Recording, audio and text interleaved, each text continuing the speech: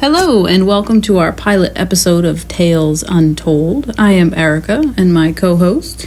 Hello, I am Wyatt. Wyatt, why don't you talk a little about what we want to do in our podcast? Well, we want to talk about anything that is mysterious, paranormal, or just strange, out of the ordinary. There are many topics that we are interested in. These topics range from UFOs, historical events, and even some strange creatures here on Earth. Eventually, as we gain listeners, we can cover things that you are interested as well. Yes, and today we are talking about the strange happenings of the Island of the Dolls that is in Mexico. Now, that was something that you brought to my attention, and it is certainly shrouded in mystery. Why did that pique your interest?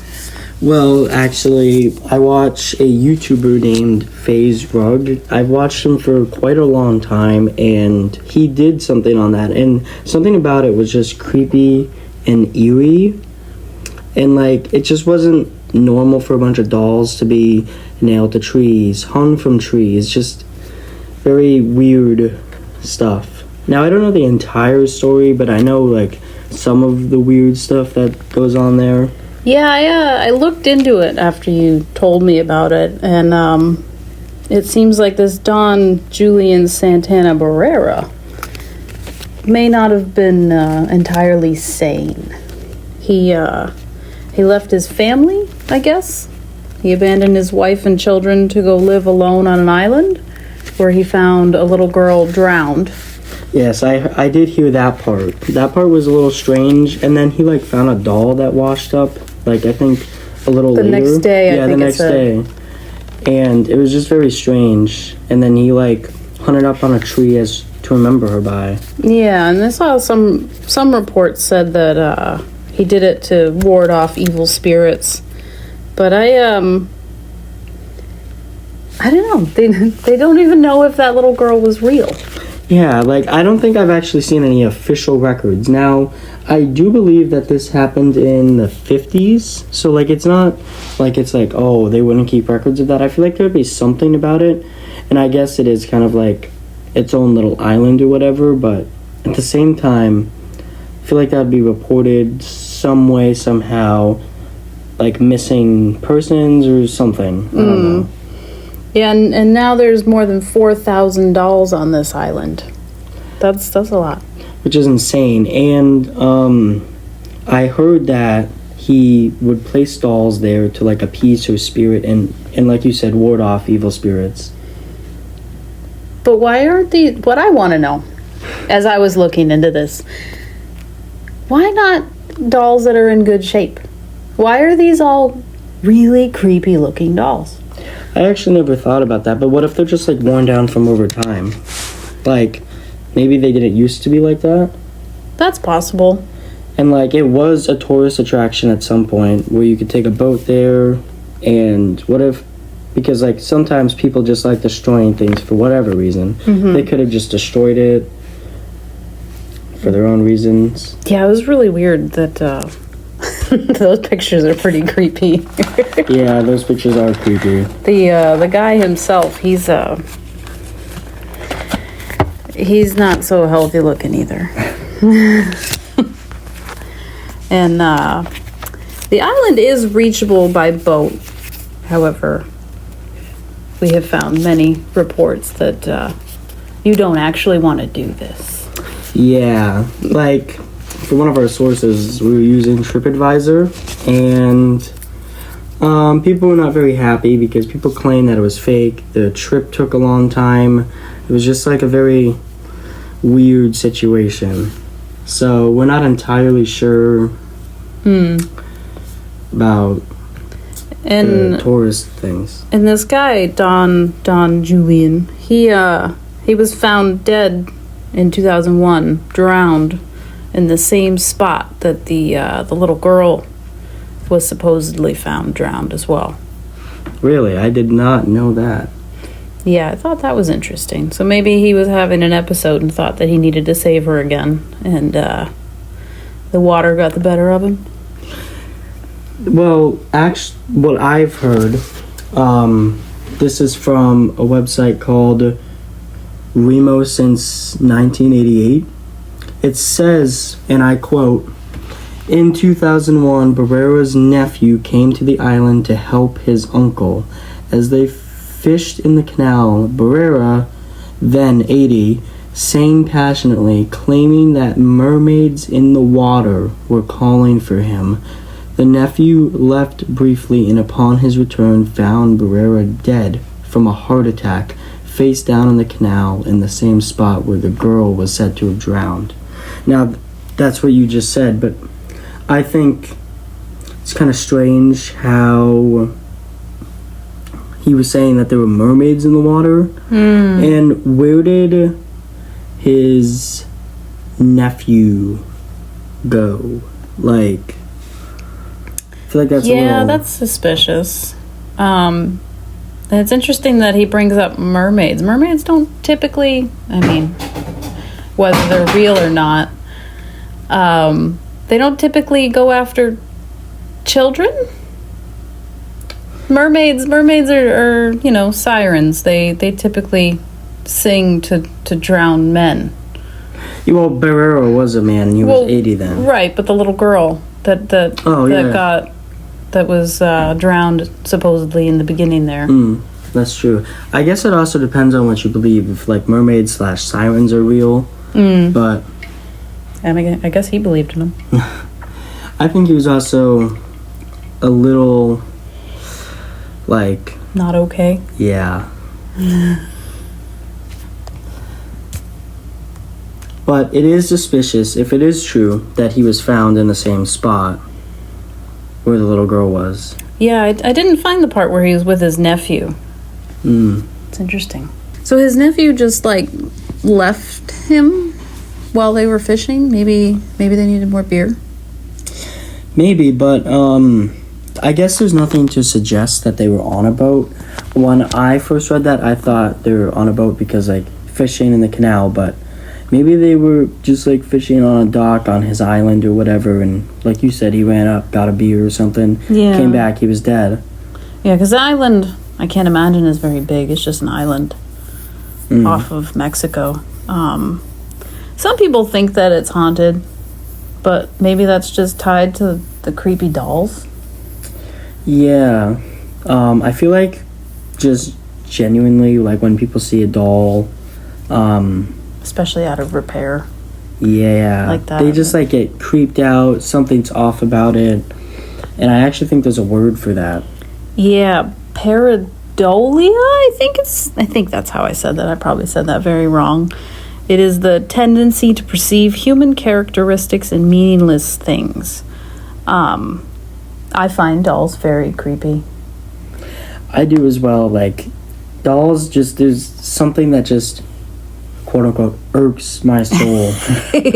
Scratches it the wrong way. Yeah. There's a lot of dolls that have hauntings connected to them. You mentioned one, Robert the doll. Yeah. I have not heard of that one.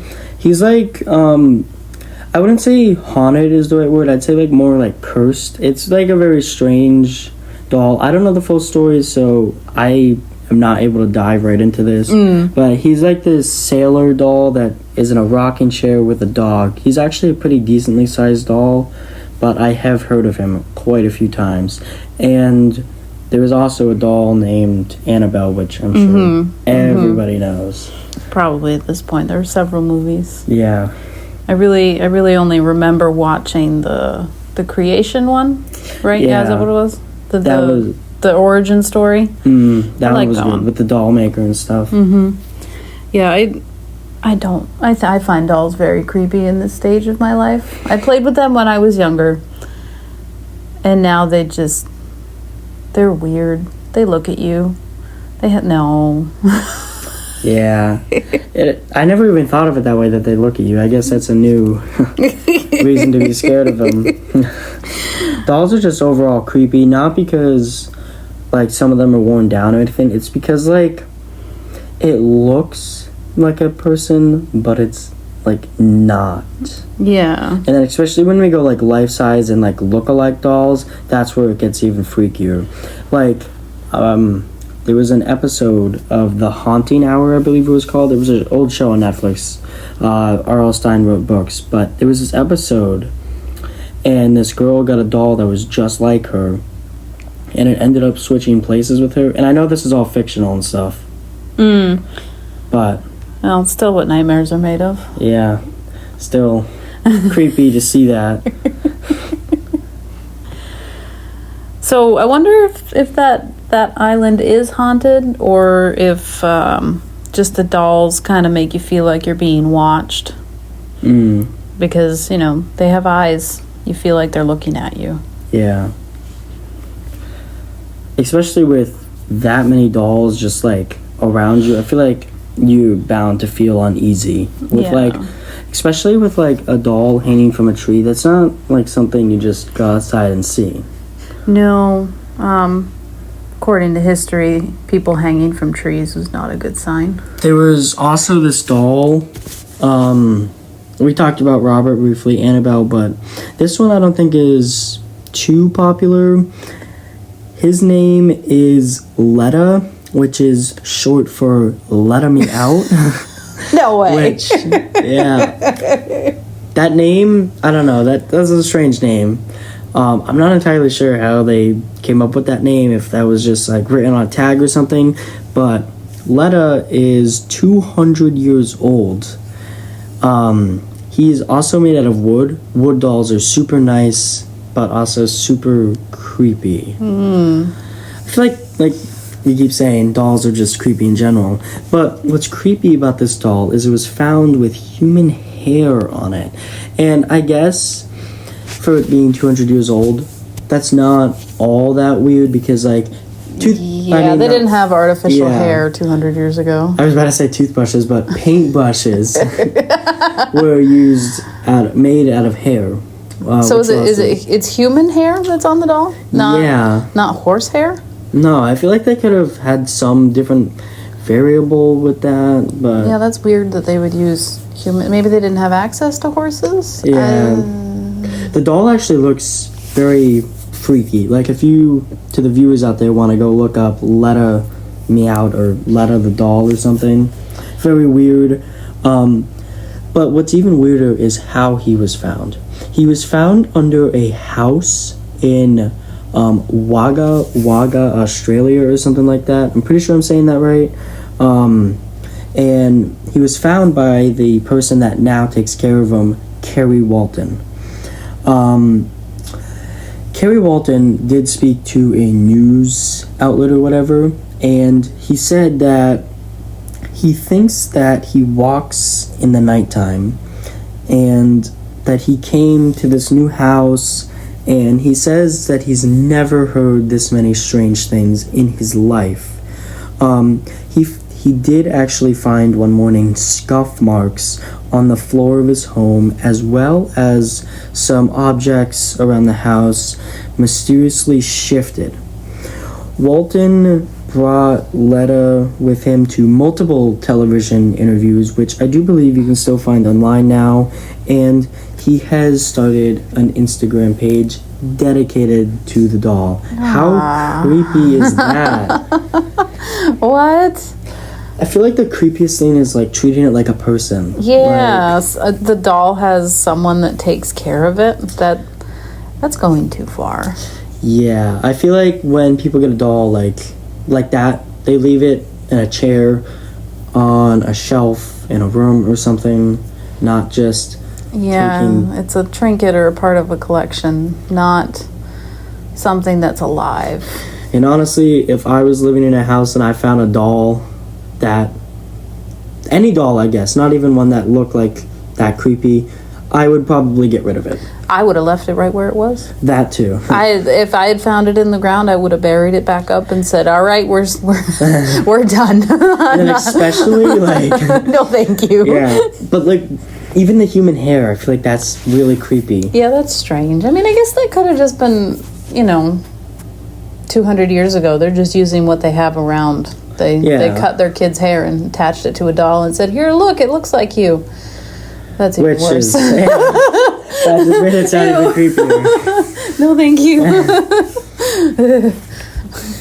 But I feel like it's pretty creepy if the owner thinks that he walks around at night. Like, he did tell a news reporter that. Like, if I thought that a doll was walking around my house at night, I feel like it would have been out of there the next morning if I was still alive. Yeah. How long ago was it? Did it say how long ago he found it? No, but I feel those like pictures looked like they were from the 90s. Yeah, and like they don't really do television interviews anymore. I mean, they do late night talk shows, so it must have been like 80s, 90s probably. Yeah. So like minus 200 years, that means it's like 1700, 1800, something like that. Yeah. So maybe he's just trying to make a profit off it at this point. I mean, maybe it doesn't move around and he's just hyping it up and it's just a creepy doll that he found. But if it does, I'd be lighting a match. Yeah. No, thank you. The scuff marks is also pretty weird, but it could have been anything. They could have just been something that was made and he didn't realize. Because, well, I guess if he has a doll and he treats it like that, he probably doesn't live with anybody. And like, I feel like you'd probably notice something like out of the ordinary if like he's always with the doll. Yeah. And like, even if the arm was just like flopped in a different position, I feel like he would notice. Personally, I'm not going to just sit there and take care of a doll like that, but I don't know if I would actually notice if a doll had just moved an arm. Unless I visually saw it, you know? I mean, if I knew that this doll was doing something weird or I had a weird feeling about it, I would probably keep, an eye on the back of my head at it. Yeah. And it's one of those things, he has an Instagram account for it, so he must know that there are certain times where it does things and that it, for some reason, it does things out of the ordinary. Yeah. So if you're expecting something, there's a good chance you're going to find something. But this doll isn't actually all that well known, so I feel like he's not trying to make a profit off of it, because only like a few people know about it.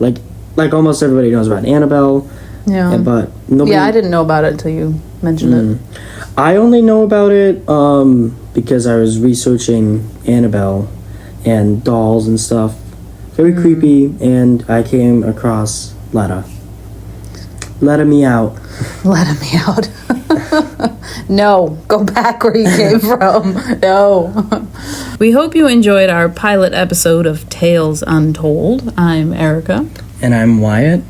We will be back next week with some more of our thoughts on other topics. What do you think? Egyptian technology, the Loch Ness Monster? UFOs. We'll see what we can come up with.